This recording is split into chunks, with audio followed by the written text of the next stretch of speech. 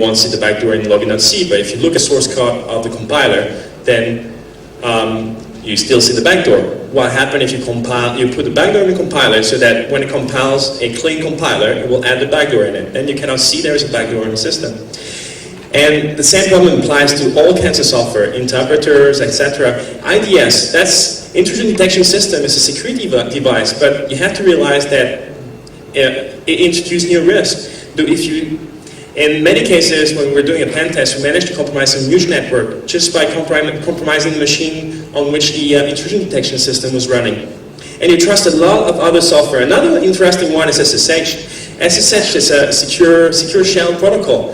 It's a really good alternative to Telnet and other insecure protocol, because when you connect to administer a Unix machine, or even if using Sigwin, you can even use it to connect to Windows machine. Everything will be encrypted, there will be authentication, etc. In the mid-90s, some security researcher found a flaw that theoretically could introduce a man-in-the-middle attack. So they provided a patch, the patch was accepted, and every single installation of SSH upgraded the next version. And what they didn't realize is that that patch introduces security vulnerability, the famous CRC32 DOS attack, that rendered every installation from 96? It's about 96. About 96, 97, I wanted to check, until 2000, every installation of SSH were vulnerable to remote attack. Of course, not everyone had an exploit, but if I remember well, in teaser, we had the exploit for maybe 6 months, while people were still saying that the attack was not possible, was not exploitable. And then you trust mail clients, etc. That's a big problem we see at our customers. They spend a lot of money protecting the data center, the disaster recovery center, the core application, but they don't spend any money protecting the people that have legitimate access to it.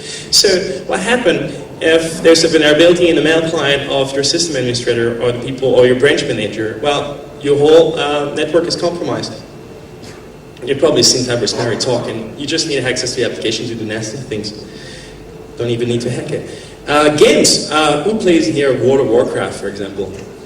I mean, see, oh, come on. You're not the only one who plays World of Warcraft. Come on, guys. I know there's at least who plays one. WOW? Who plays EVE Online? Let's see it. Who plays EVE Online or WOW? You know, like if you take World of Warcraft, for example, that software, they try to prevent cheaters from abusing the server. It's an online game. People play with thousands of other peoples.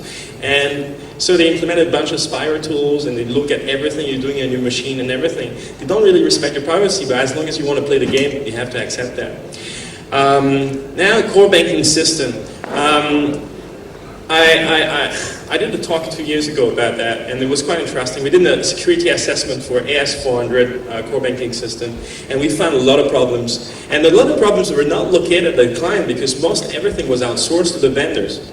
To some IT outsourcing company that was managing the system, to IBM, and what we found was really interesting is that while we were doing the security assessment, there were people in development that were trying to erase loan files. So they just opened an account at the bank, asked for a loan, and after they tried to erase the loan.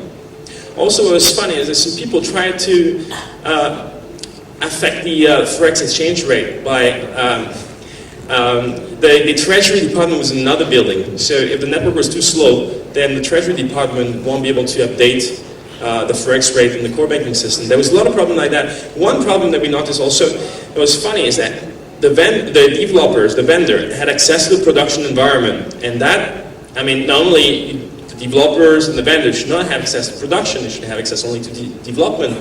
And you have people in QA doing testing, and actually the people in QA, they only did the user acceptance test, they didn't look at the security or anything, so the developer could introduce backdoor in the production environment. But also, they had access to production.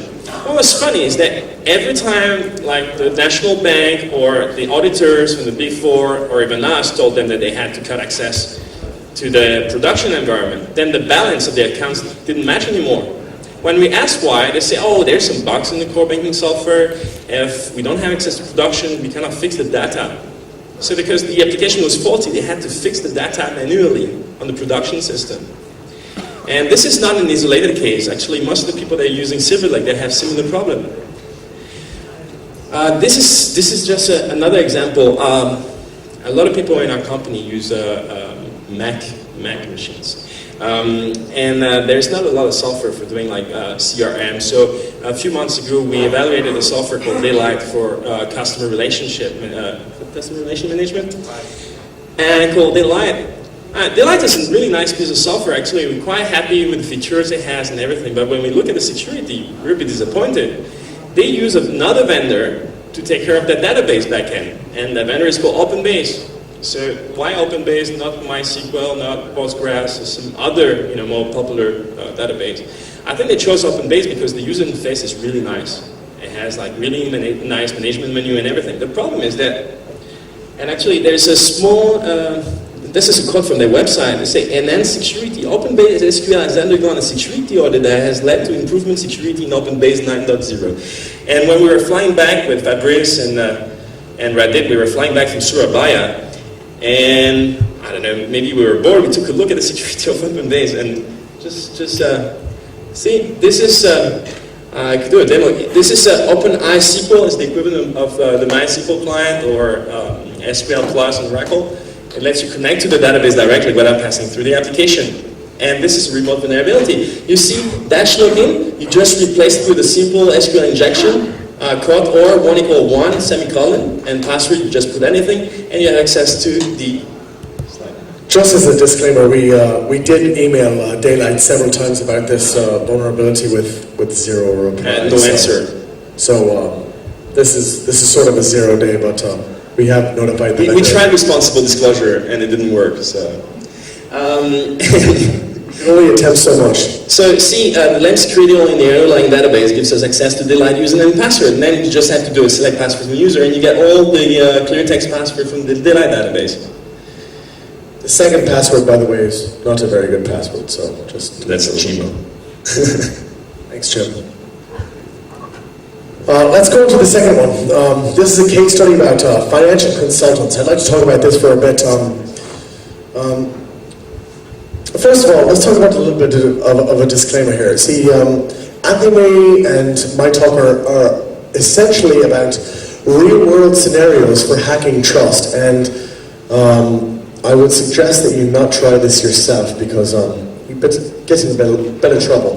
The reason that we know about them is because that they did get in a bit of trouble. But essentially, let's go ahead and look at this. You see, the issue is that computers and the internet or where the term, at least, pardon me for my ignorance if I'm wrong, but I believe it's where the term hacking evolved and came from. The issue is that this is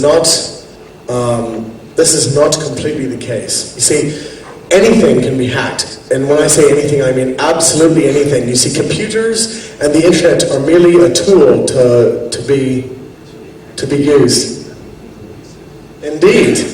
As Anthony informs me, hacking used to mean cutting things in pieces, so it's not necessarily breaking into computers. So you can hack anything. You can hack someone's trust. You can hack their bank.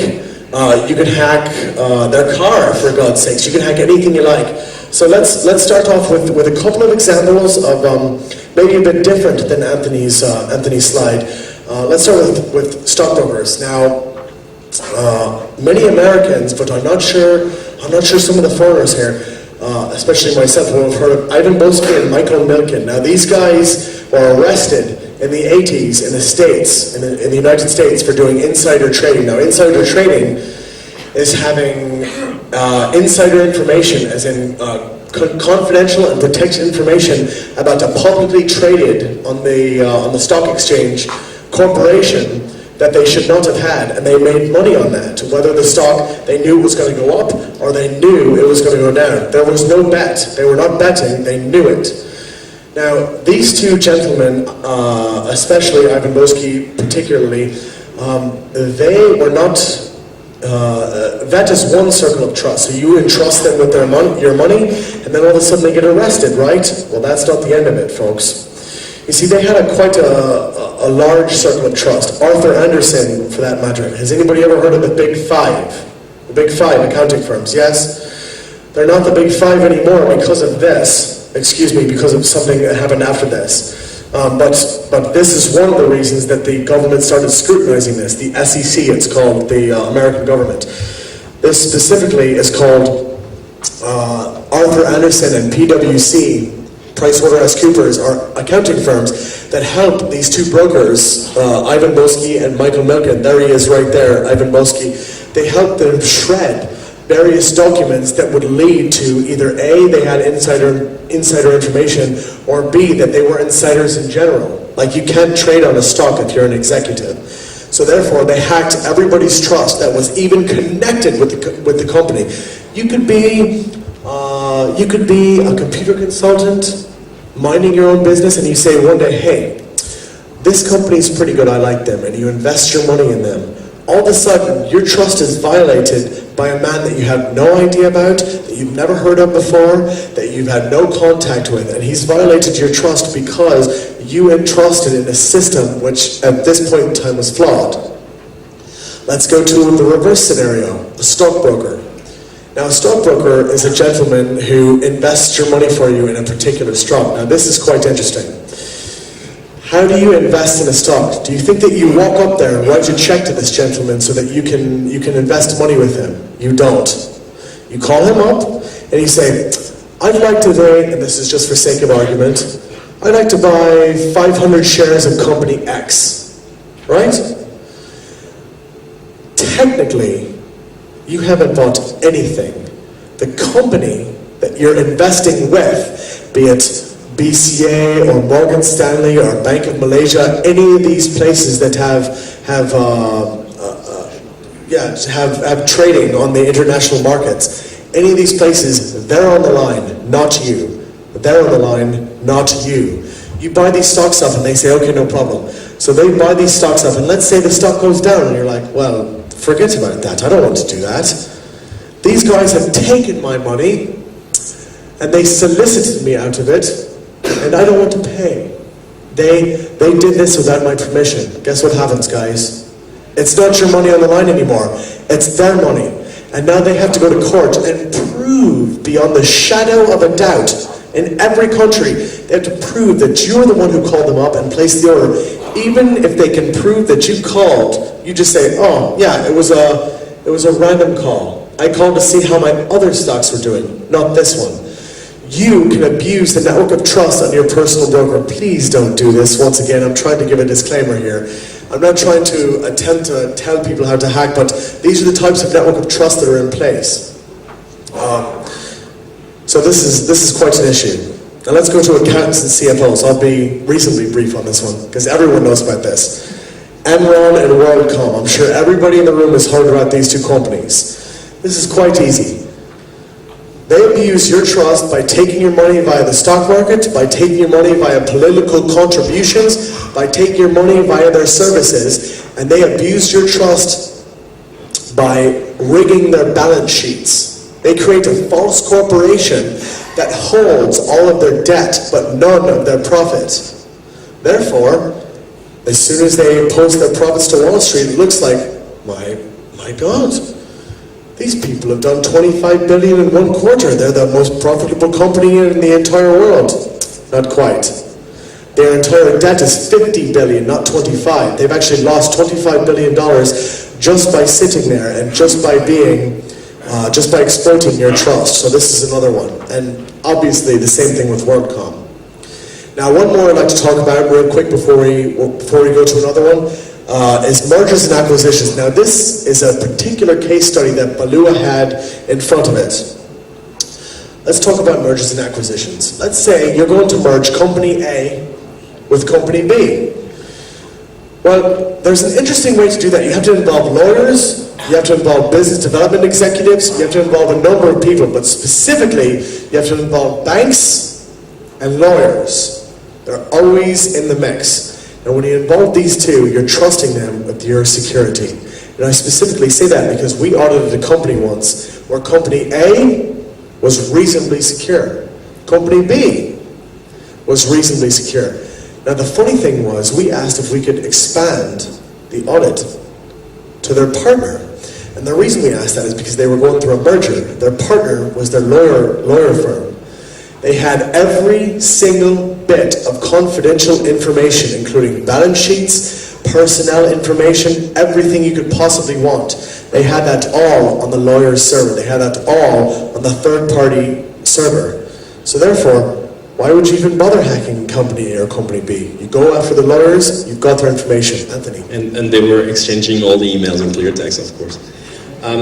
One thing, Dave, you didn't mention is, some of the thing doesn't have some, direct thing to do with computers. But nowadays, that everyone is using email, computers, and everything. The next time there's something happening like that, not only the people that have, that are in the know, but also the people they trust for the IT will be in the know. And there's some funny thing happening, like your personal broker. This is really funny because in Paris, you could open an account on an online brokerage account, and you can link it to your personal broker account, like institutional brokerage account. The thing is that on the online brokerage, you cannot do short sell. You know what's short sell? Now, the interesting thing about short sell is it's very simply, you sell a stock that you do not own. You do not own this stock, but you sell it at a lower price than the market value. And you hope by the end of your contract that the price will have gone up. Therefore, you hope that the price has gone down, Therefore, you hope that you have sold it at a lower price than you will buy it back up at the end of your contract. So therefore, you've made money on that deal. Well, there was a vulnerability in the online brokerage system, is that what you had to do is link your personal brokerage account to the online brokerage account. And once you do that, then you call up your broker and you say, I want to sell short this particular stock.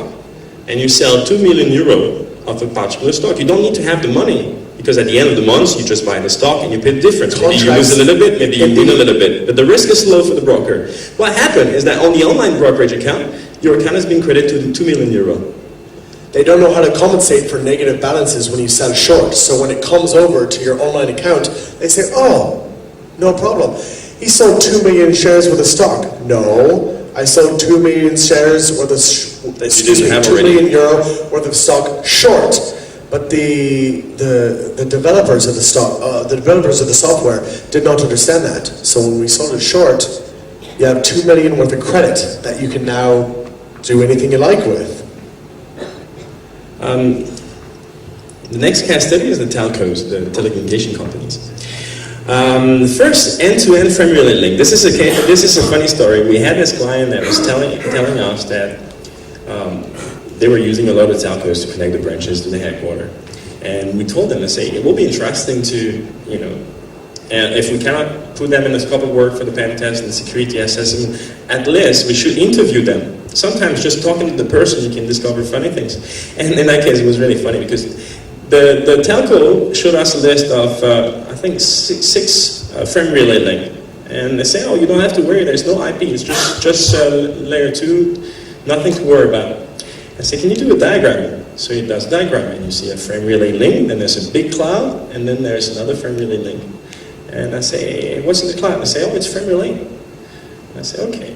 And how do you connect from that frame relay link to the cloud? And I say, oh, we use a Nortel NAP. Okay, fine. How do you administer the Nortel NAP? Oh, we use Telnet. So they're not using IP. That's one of the problems. Then I say, are you sure you're using frame relay? And they say, yes. I say, are you sure? Sure as a man who shoots things knows he stepped in the turd? And they say, what? I say, are you sure it's frame relay? And they say, no, actually this link is not frame relay, it's microwave. And it's a 3.3 gigahertz link. I say, okay. And the more they dig up, the more you find. Then we interview another telco, and then, well, do we have the? Oh, it's in the other slide. VSAT network. Everyone's seen Jim and Reddit talk on VSAT network. VSAT is trusted. It's not trusted because it's secure. It's trusted because they think it's too expensive to hack. Because you have to buy $2,000 worth of equipment. Which, if you saw their talk, you know that's not quite true, especially in the developing countries. Yeah, we didn't have to buy $2,000 of equipment. We just had to buy a bankrupt ISP for $1. And $1 US. You hear that? $1. Why? Why many banks all over Asia use VSAT in clear text? Anyone's been to Bali? Can I see a show of hands? Anyone been to Bali? Bali hands? Bali? Up. There you go. Okay. If you go to Bali, you will see every ATM has a satellite dish on the roof of the booth. The ATM sits in the booth and there's a nice little satellite dish. Most of the traffic is going to be in clear text. They use clear text over fiber, they use clear text over LAN, they use clear text everywhere. But why do they use clear text over a broadcast network? And the problem is similar with wireless, we're going to see in the next slides. They use no encryption because the added latency on a VSAT link is quite high. Instead of getting between 5 and 350 milliseconds, you get a latency of 600 milliseconds to 900 milliseconds. And most of the network in place, they will use like TF4 as a transport. What does it stand for? It's an optimization of the for example, TCP acceleration, big binary increase congestion. They will tweak the packets, they will tweak the TCP header to make it faster, or on the other hand, they will do transparent proxying. They do a lot of things to mitigate the problem of packet loss and added latency. The problem is as soon as you use IPsec or a similar encryption scheme, the TCP header is encrypted and you get all the problem you had at the beginning that you were compensating. So between a drop in performance of 60% and 80%, the customers, they prefer performance. Especially when it's ATM transaction. Everyone, they don't want packet loss, they want fast connection, they want the guy to withdraw the money and they get a commission. So most people don't use encryption over VSAT. There was a comment in the Wall Street Journal after Jim gave a speech 2 weeks ago for the first time. There was an article in the Wall Street Journal, and one consultant, I wouldn't say he's stupid, but maybe he's misinformed. He said, "Oh, that's only worked with old satellite system." I can tell you it works with most systems, not only satellite. Then you have the effect of convergence. That bullet point was called opening up the telcos. A long time ago, the telcos, like Emmanuel Gade said in his talk, telcos, banks, used to be closed environment. It was, closed documentation, closed network, closed protocols. But recently, with all the GSM, the SMS, they had to open up. They had to connect together. So now the telco used to be a closed environment. They had to connect to the bank. And for SMS banking, value-added. Do you know how many, like a typical telco, how many partners they have for value-added services like ringtone services and things like that in Europe, even port? They have over 900 partners. Also trusting the backbone. We saw earlier that most of the banks, they use clear text over any kind of network, even broadcast network like VSAT and wireless. So we had this interesting security assessment, and we found a wireless link that was broadcasting ATM transaction in clear text. See? I don't know if you speak Indonesian. If you understand Indonesian or Malay, it says at the bottom, mohon ganti pinan, that means please change your PIN. Up there, there's written kartu diblokir. Please put away your pens and paper and cameras. Thank you very much. I blurred most of the stuff that was confidential. And you see, the funny thing is that when I show the finding to the IT director and the CIO, he says, we don't use wireless. Why are you showing this? You wasted your time. I said, look. You waste your time with your findings. That's not us, that's someone else. We don't use wireless. Sure you don't. They thought they were using a fiber link, and they went to the telco. They said, hey, we have to implement BCP, business continuity planning, and we need a backup link. But that's another problem. They only had one backup link, so they don't understand redundancy. So if one link is down, then they don't have a backup anymore. But that's another issue. So they asked the telco, what's the option to have a backup link? So probably they got a list of price, fiber, microwave, blah, blah, blah, blah. They chose the cheapest. The cheapest was Wi-Fi. And they were not using it as a backup link. They messed up. They were using it as a main link instead. And that's 1 year later, another bank, similar problem. And that's the whole credit card center over clear text. Not only you can see what's going on, you can get the username and password, you can associate to the access point. And all the branches were connecting back to the headquarters like that. I like number 98 personally. Password maintenance, that's a good one. You can see here, like this is the menu, last 5 month statement, loyalty program, disputed transaction. You could actually create an account in that bank, You open an account at the bank, then after you go shopping in Amazon, and with the other laptop connected to their wireless network, you can reset disputed transaction. Yeah, reset your disputed transaction. You just dispute every single transaction you have, boom, back to zero. Goodbye. Okay, quickly, let's talk about government intelligence. This is actually an interesting domain. Hopefully I won't be kidnapped while I sleep for talking about this. This is government intelligence. Let's talk about the Soviet Union quickly. December 25th, 1991, Gorbachev decided that he was going to resign office. This essentially signaled the collapse of the Soviet Empire. Now, why does this have any significance to hacking? Well, I'll tell you exactly why. There are documented cases of over 300 individuals in different countries around the world putting puts, puts are the opposite of buying a stock. You're betting that it's going to go down.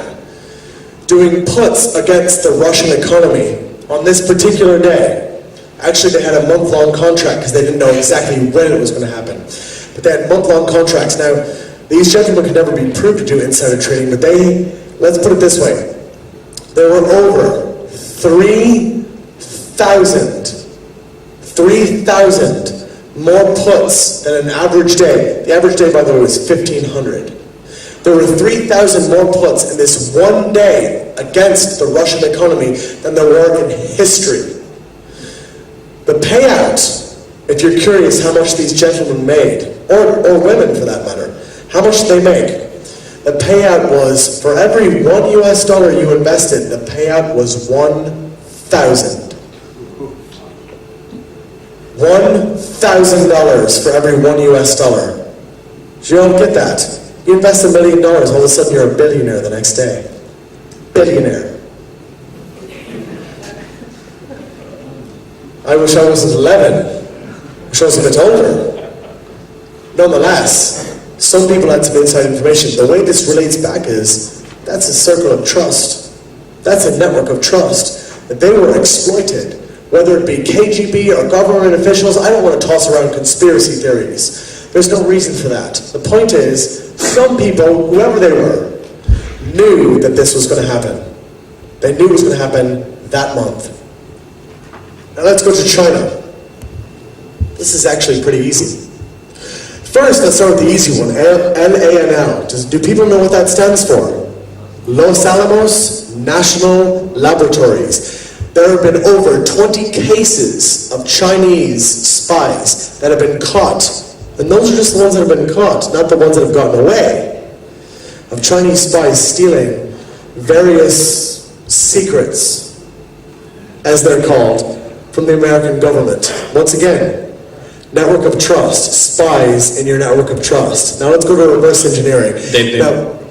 Actually, it's not only Chinese, spy on the US, the French also spy a lot on the US. It's spying on everyone. Specifically, everyone spies on the US. If you don't spy on the US, you're behind the times, to be honest. But this is specific only because it's backed up by New York Times articles. I'm not picking on China, mind you.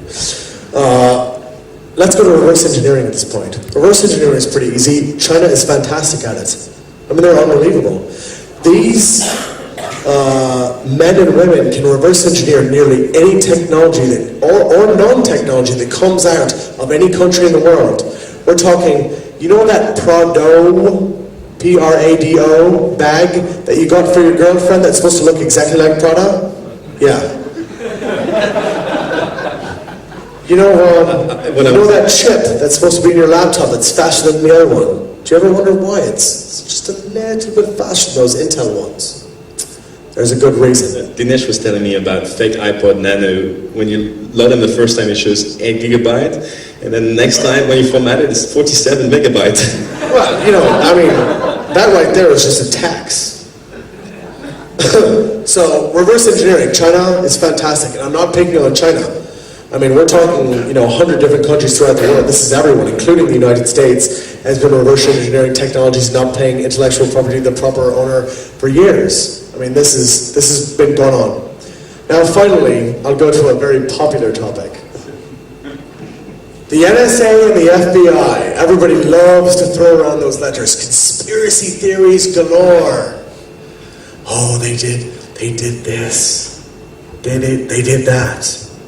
Well, the truth is, the only things that have come out realistically in the papers are Echelon and Carnivore. First, let's talk about Carnivore, which is the FBI's program, which supposedly sniffs all of the clear text email on the internet and archives it and looks for things like bomb, Al-Qaeda, Babelsat. yeah, things of this nature. You know, things that people term naughty terms. These are naughty. You're not supposed to say them. The second would be Echelon by the FBI. Well, this is supposed to sniff all traffic, regardless of network. Excuse me, the NSA, you're correct. The NSA has Echelon, which is supposed to sniff all traffic, regardless of where it is. Well, this is quite an interesting program. You see, the reason I bring up the NSA and the FBI, to be perfectly honest, although I'm probably in the minority here, I really don't believe they have malintentions. I don't believe they have malice in their heart when they set up these programs. But let's talk about this for a second. Could they have malice? Yes. Absolutely, without question they could. Because there's no government checks on this. There's no voter checks on this. Myself, I'm half American, half Irish. So technically I have the right to be able to see what's going on these. No, I don't. Echelon and Carnivore are classified. You can't see what's going on. Even so the potential. They put antennas in Germany and England. The British, they don't even have access. They have it everywhere. It's not just the NSA. I'm not picking on Americans. I'm not picking on Chinese or the Russians. I'm just simply telling you, these are the major nations that have shown the major things. MI5 is everywhere. Even Malaysian intel, believe me. They're watching you. So, to sum it up very quickly, the NSA and the FBI, although my personal beliefs is that they have best intentions in mind, there is a tremendous potential for malice and for misuse, simply due to the fact that the oversight cannot be seen by the general public. And that is a network of trust which you, regardless of what nation you're from, you're buying into right this second. Right this second. That's Dave McCabe with long hair. I cut it a bit earlier. I put this picture up because it's quite interesting. This is the old IIX. What's interesting also about the old IIX and why it's the old IIX is that the government tried to take it over. And as soon as the government tried to take it over and make it a pay service, they created a new IIX. And I think the picture was last year, and Dave, like you can see from his smile, is about to unplug some important network from the IIX. What's .co again, sir? Hey! It's because Jim spoke for us. No names, please. It was a reasonably important .name server. .co.id. So our next case study is Internet Service Provider. So Internet Service Provider is, everyone saw Bruce Nair talk on the webcast. He was talking about third parties and externalities, and I like Bruce Nair, not only because he always mentioned me in his books, but we agree on many things. So the problem with the ISP is that if you talk to your client and you ask them, say who's responsible for your mail server and the ISP, who's responsible for the security, and they say the ISP. Then you go to the ISP and you interview the people in charge there and you ask them, who's responsible for the security of your mail server and the mail of your client and everything? And they will say the client. Then you go back to the client and say, do you have a username and password on the mail server? Can you control? Do you have configuration file? They don't. And so the ISP assumes that the client is responsible, but it cannot be responsible for things that are not under its control. And that's a big problem. And we're going to see there's a lot of trust in the internet infrastructure. Like we did a pen test for an online banking system, and the first thing we do when we do some profiling is we take a look at the network of trust. We try to see the weakest link. Again, there's an error.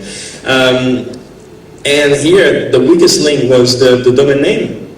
So I said the domain name was registered at register.com, and the email address was a local ISP. What I did, I went to the accountant, asked him his driving license, took his driving license, went to a graphic designer, and said, okay, can you change the name to to this name, the name that was listed on the whois entry. And then use the fax, send a fax to the ISP, reset the password, and then went to register.com, click I forgot my password, retrieve the mail from register.com, and then I could log in on register.com and I took over the domain. What's the impact? And the impact is that I could reroute the traffic to the main website to anywhere I wanted. I could also hijack an email I wanted. And that was really easy. I just had to send a fax. It took 5 minutes. After the lawyer from the ISP went to me and asked me to sign a letter, I won't do it again. I told him whatever. And just another anecdote. In 94, Z.mp4, how old were you in 94? 14. And when it was 14, he registered mastercard.com and it was completely legitimate. They took it away from him. They gave him $10.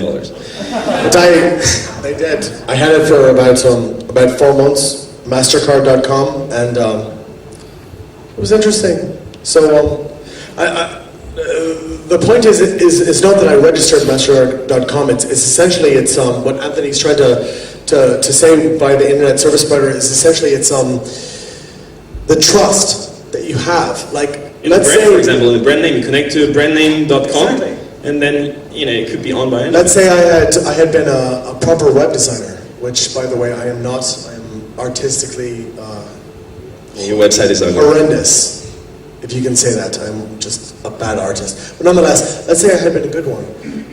Had I designed a proper website for MasterCard, it would have been reasonably terrible for the website. I had it legitimately. I mean, I paid for the domain, registered my name, and it was interesting. Next example is hacking the ISP. We did an assignment for a private bank, and it was a bit difficult because at the time, not everyone was using internet a lot. They didn't even have a website. They only were using internet for email. The only machine they had was a mail server running Qmail and only one port open, port 25. So how do we hack it? So we called the client and we say, look, you have to be realistic. If I'm a hacker, I'm not going to try to hack Qmail. And I don't know if you know, but it's a mail server, and up to now, unless there's some 0-day that are being traded in the black market. It's been around since what? 1996. 96. I no think 0-day. I think there's no remote vulnerability for Qmail. So we were stuck.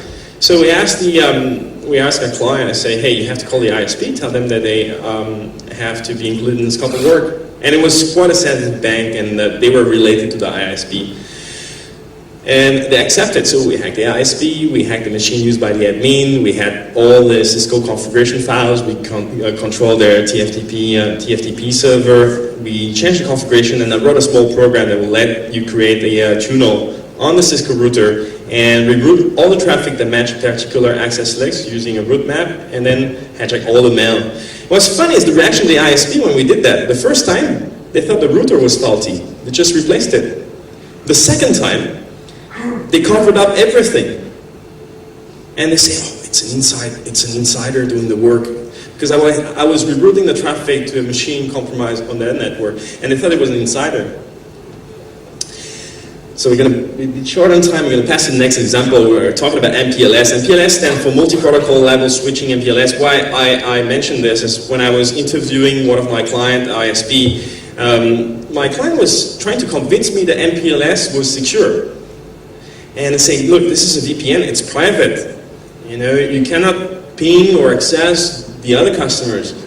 The MPLS was designed, to provide, like rapid rollouts, scalability features, and things that providers can offer really easily to the customers for intranet, extranet, VPN services. The problem is that everything security, like confidential integrity, was completely optional. And actually the way it was managed was completely wrong. When I talked to the guys from the NOC, I say, how do you manage the MPLS? They say, oh, we connect to it. How do you connect? Telnet. I say, how do you connect to the local network? Or sometimes Ethernet, sometimes wireless. And how do you connect to the wireless network? Do you use WEP or WPA? Clear text. Clear text. He said, do you realize, I said, yeah, but we don't broadcast the SSID. I said, do you realize that I can... That's a security measure. Oh, and they they use MAC filtering. I said, do you realize that I can sit in your parking lot and sniff everything? Which he did. Yeah. And so, we realized that live demo was a bit popular, so we had a live demo. I mean, can I see a show of hands who's staying in this hotel? Who's staying in the hotel? Come on, get the hands up. Let's see it. Don't lie. Okay. Up, up, up. All right, so we've got about, what, 20 people in the audience? Okay, nice, tank. That's good. So I hope I'm not going to do Bill Gates and the demo is going to work.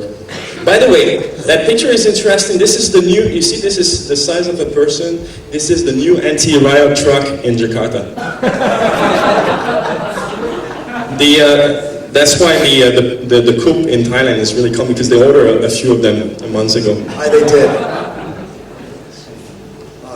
Typically speaking, you don't mess with the riot trucks. But should I do the honors? Wait a second. Anyone from the police in the room? Seriously, no, I'm not joking. This is not funny. I don't want to get arrested. Okay, can you keep it secret? Yeah, let's go. Look, this is room 1001. Boom. Room 1003, built to the west end. Room Mr. Choi. Come on, let's keep going. Let's hear it. All right, let's talk about this. This is a classic example of network of trust. Please don't pay attention to me. Just keep focusing on there and watch when your name pops up. Essentially, this, ladies and gentlemen, is the user list. This is a classic example of network of trust. Do you trust the Westin? Well, of course you do. You're staying here. It's one of the best hotels in Malaysia. It's one of the best hotels, and the Westin is world regarded as a fantastic hotel. However, they apparently don't trust someone who's completely trustable, according to Mr. William Burton. And various other type of people. If we get to 37, that would be me. I'd like to get to, can we get to the 16 so we can show where Dylan is staying? Yeah, let's see, let's grab for Dylan. Come on. There we go. Yeah, 16. So if anybody has a problem with the conference, you can just go ahead and go to 1616, and you'll go ahead and see Dylan, and he'll be staying there tonight. And if there are girls in the audience, this is another interesting room. Yeah. So Jim, we'd like to announce that Jim Diovetti, who is one of our top consultants, and by the way, very well gifted by God. Is staying in 2301, so just in case you'd like to visit him. Now, what's funny is that the ISP that this hotel is using, the problem is not only from the ISP. The hotel trusts an ISP. The ISP trusts a software vendor, and that software vendor is maybe they're really good for marketing, but they're really poor programmer. This is not the only vulnerability. Not only you can get a list of the hotel, but you can do it remotely. You don't even need to be in this hotel. And you can grab the list of all the names in all the hotels in the region now. Actually, the same ISP, and this ISP is really popular. Honest with you, Anthony, I'm kind of curious. Jim, speaking of that. And actually, Jim wrote the script, by the way. How many countries? It's for Australia. Macau. Some countries in the Middle East. Various countries in the Middle East. All the countries in the ASEAN region. Asian region. Hong Kong. How many? Just give me a rough guess about how many hotels. What would you say? No. And about 20? Not only you can get a name of everyone in the hotel at any time, but you can also bill things to it. You can bill your internet to it. For instance, by the way, you don't need to bill to someone else. There's a specific room when it says 2 Westin, it's completely. That's exactly right. I need to apologize. I need to apologize in advance. I need to apologize in advance to the Grok, because he's going to receive a very large internet bill. So I apologize. I'm so angry with that last year. Actually, last year we wanted to demo it. Jim wanted to demo it, but it was censored, but we were not. So, And we use the Grok as an example, and he got really mad at us. We didn't use, because the talk was censored, so we didn't show anything. But I went to the Grok and gave him 60 ringgit to pay for his internet. And he got angry with us.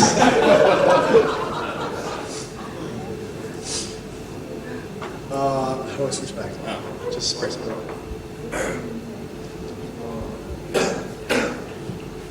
Okay, quickly. I realize, oh, never mind. It appears that I can take an extra 15 minutes if everybody's not too Jim, bored. did you hack the computer? It says it. Jim, did you do this? It says it right there, I swear to God. All right, quickly, let's talk about this. Let's do a study on employees. These are obviously in your circle of trust, and although I didn't quite get to it, let's talk about workers, custodians, and consultants. Let's talk about workers first. You obviously trust your employees, right? When they're doing work for you. I mean, you have to. You don't have a choice. Even if you restrict their access to various information, it doesn't mean you've restricted their access to the inside. You essentially can't. Even restricting networks from various people, it's an arduous task. So restricting employees is incredibly difficult. Custodians. Now, custodians are janitors. Let's talk about this for a second. Now these... Sorry, you have to mention IT custodians. You know, people from the IT department. After this. Because there's a difference between IT custodians and regular ones. Custodians are janitors. The people who sweep up. Now you don't think much about them, right? There's a saying that I learned when I visited America, and that says that the man with the most keys on his ring is the most important man in the company. Well, now technically this is actually true. This custodian, this man, who you think has a lower education, probably he's not very bright, he may be a very nice gentleman, but probably not the brightest guy in the room. This guy has every key to every room in the entire office, probably the head janitor. He's got keys to the CEO's office. You don't even have keys to the CEO's office. So why should this guy? He's paid to clean up your trash. But yet, he's got direct access to the CEO's computer, the printer, the USB drives, the firewire, anything he wants. Just because he's a custodian does not mean he does not possess a higher degree of education. Believe me. Anthony and I myself have met taxi drivers with engineering degrees. I have an engineering degree, and this guy was smarter than I was. And he was driving me around. I was saying to myself, what happened here? It was quite interesting. Now let's take a different turn onto custodians. Now IT. This is information technology, your IT department, right? Everyone's got one. Your IT department are essentially custodians. They clean up crap, right? They clean up after everyone else. When someone makes a mistake, IT goes and fixes it. Whether it be engineering, it be sales, marketing, I forgot my password, my key's gone, the dog ate my computer, whatever it is. IT cleans it up. These people are also custodians. They have massive, absolutely massive amounts of access to your network. More than your CEO does. Your CEO doesn't know how to get into the sales computers, does he? Nope. Your CEO doesn't know how to get into marketing, does he? He doesn't even know what the hell an IP address is.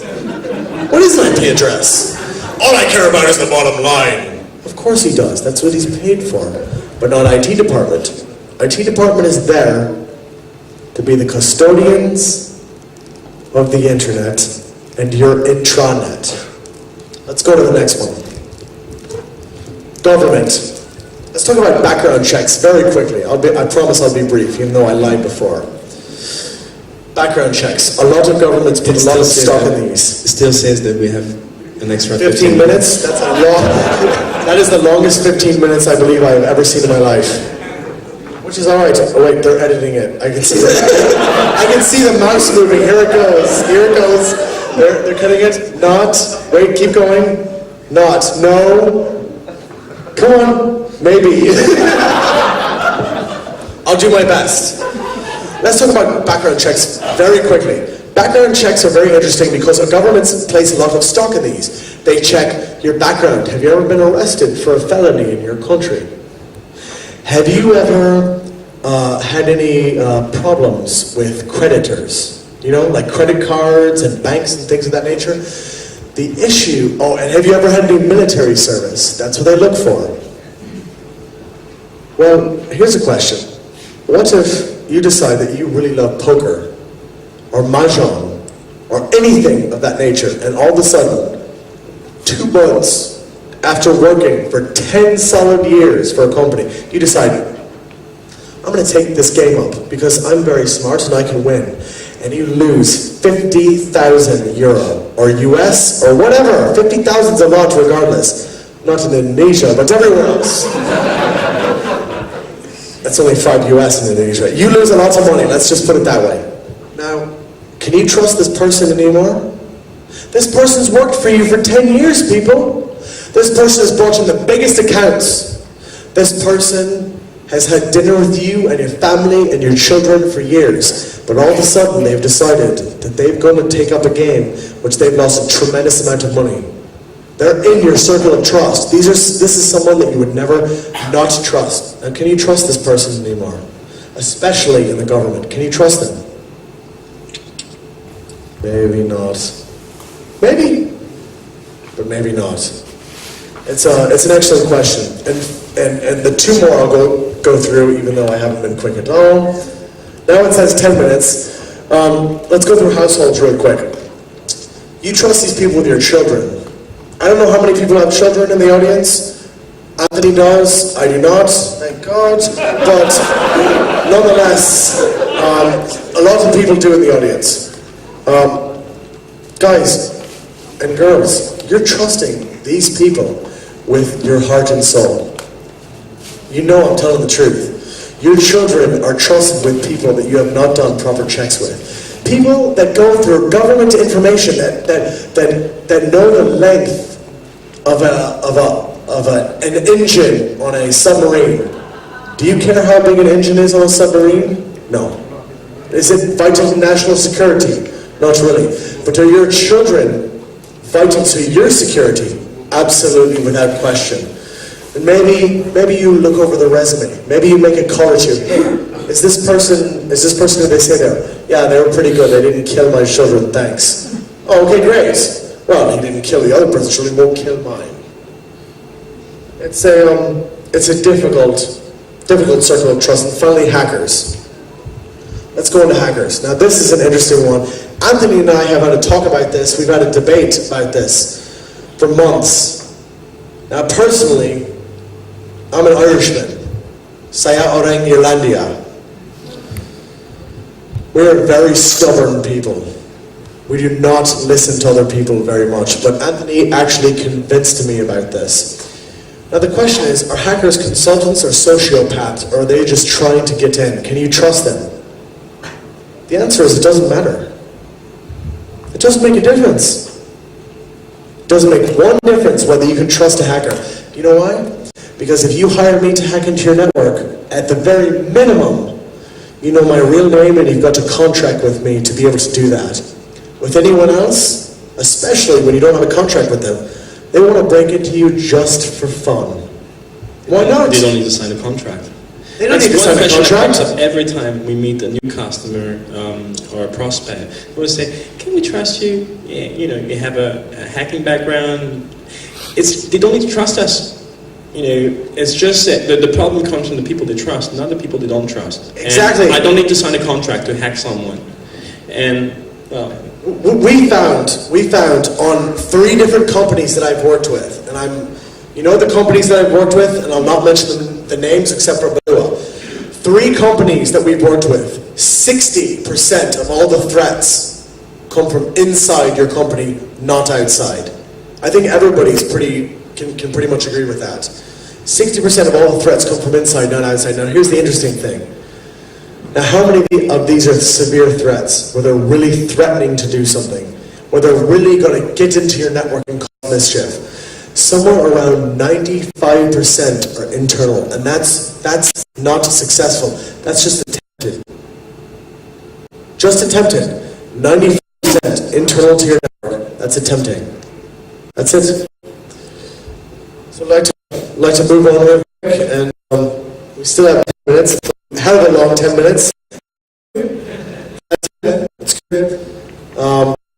Those real quick. I'll go through the current threat remains your network. Guys, regardless of who's in it, given the right circumstances. Ballot point says the network of trust must be included within the scope of your compliance check and regular security assessment. By that I mean, for example, I've talked a lot about with the other speakers and a lot of my colleagues that work in the security industry, and a lot of them, they do pen tests, security assessments, etc. And they were telling me, saying most of the time, oh, we don't do social engineering, we don't look at wireless, we don't look at the network of trust, we only look at the IP address that our client gives us. And I think, this is wrong.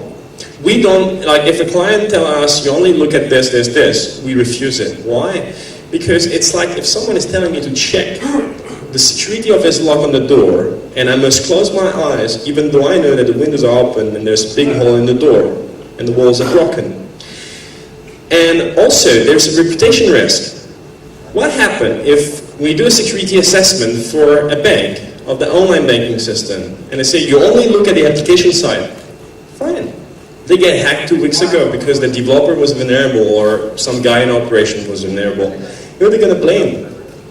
And I don't want to explain to the press, that the scope was limited by the client, blah, blah, blah, blah, because at the end it's going to hurt our reputation. So that kind of project we don't accept. Economically, that's really good because we only take big projects.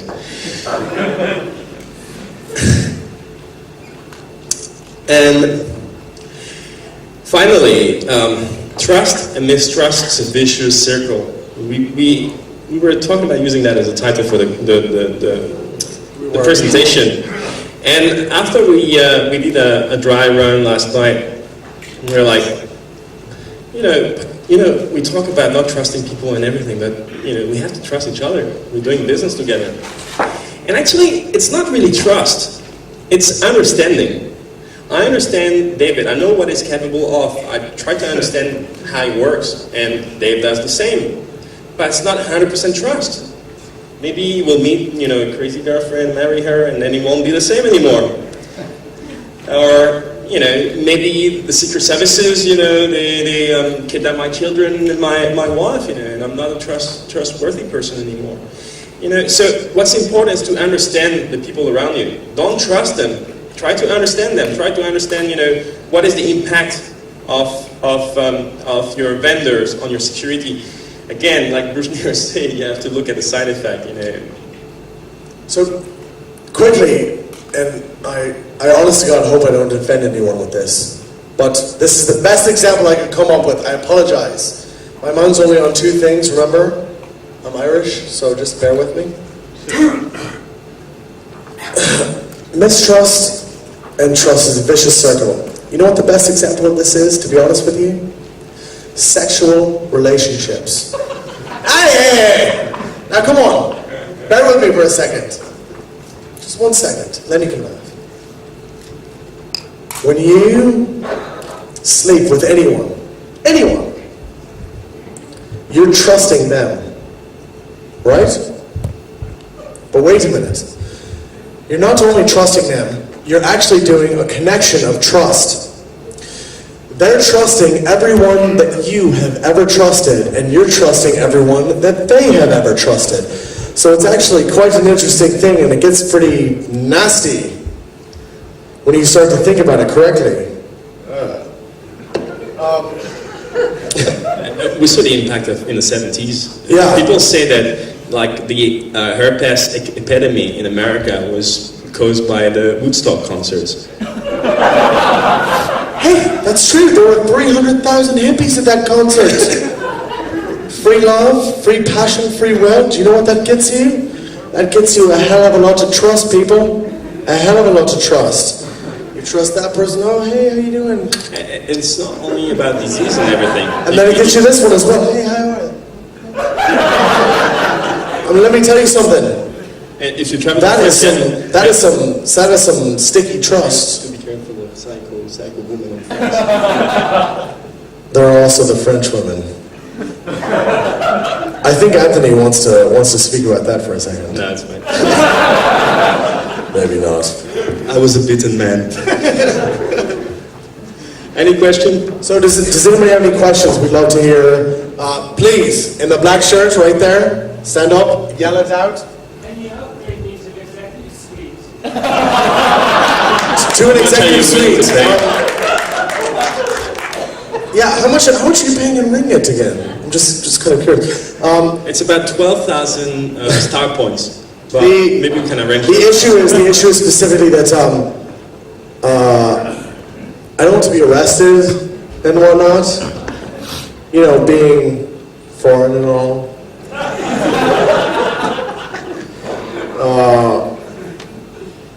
Yeah, I just rather not be arrested. We could, but and I'm sure you're a fantastic person, but if you want to come to St. Anthony's, I'm sure he'd be more than happy to host you on the couch. We have a bottle of vodka. I already have a boyfriend.